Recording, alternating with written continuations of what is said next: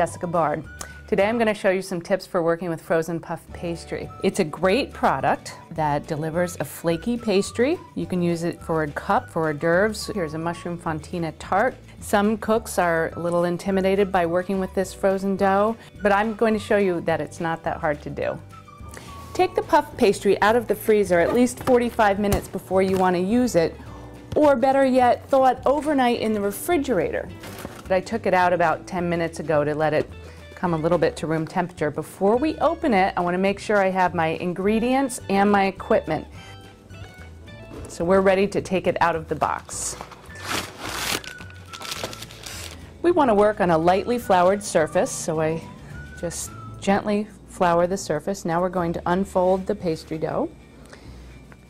Sometimes it's a little tricky to get the dough started, but once you do, it will unfold without any problems. There we go. And it should be thick and pliable still, almost like working with modeling clay. Now if you have any beads of moisture from thawing at room temperature, you just gently blot with a paper towel.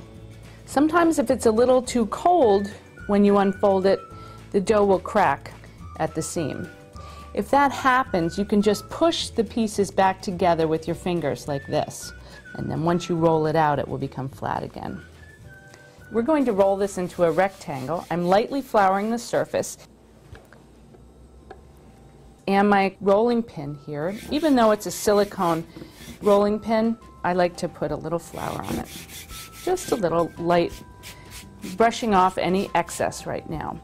So I like to roll from the center outwards.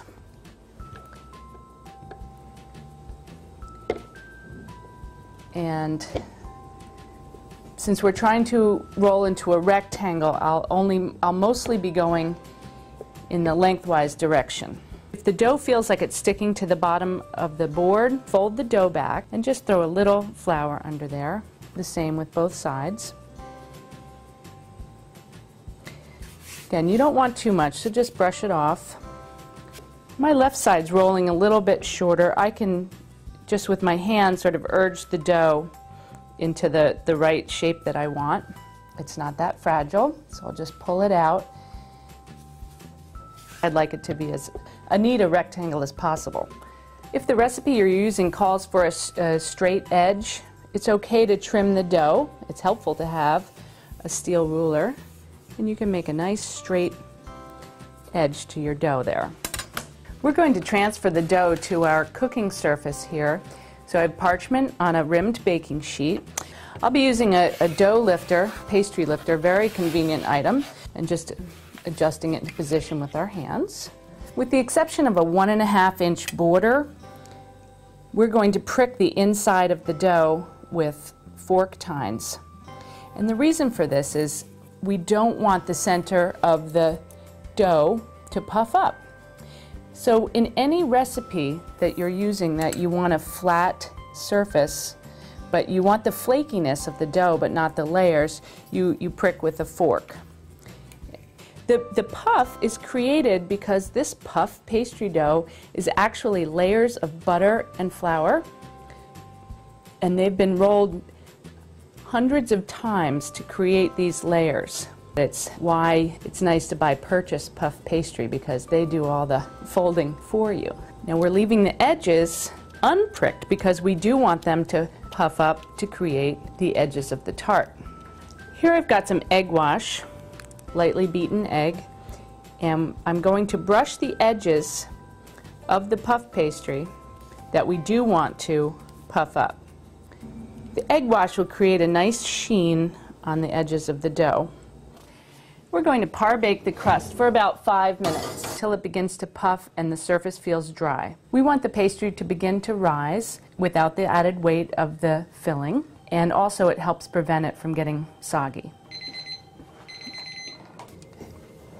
It's time to take it out of the oven. It started puffing a little bit in the center, but that's okay.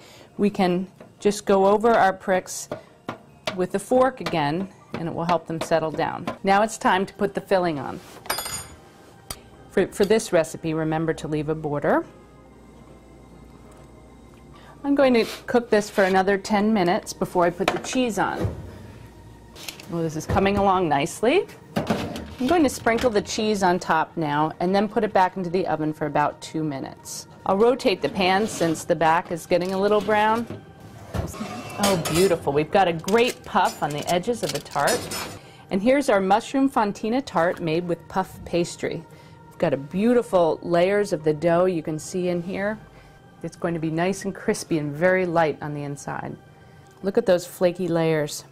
The butter, when it melts, creates steam and separates the layers.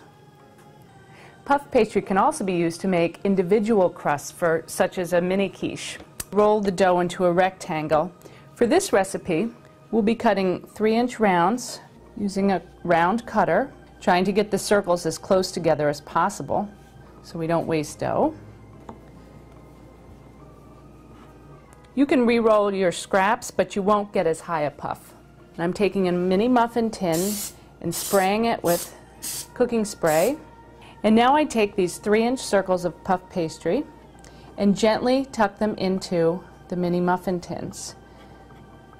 Press the dough against the sides, pleating as you go, to make sure that the dough is up against the edges of the form.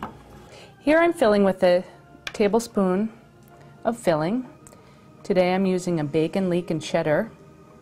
It's got a little egg, half and half. Some thyme to flavor it. I'm going to repeat the process with the rest of the dough and filling. These puff pastry hors d'oeuvres are great to prepare and freeze ahead. When you want to serve these hors d'oeuvres, you just take them out of the freezer and bake them.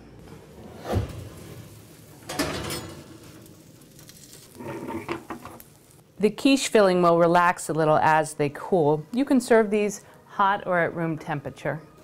Oh, look at that crust. Nice and crisp crust. Puff pastry is a key to crispy cheese straws, palmiers, sweet or savory turnovers, Napoleons, or even a tart.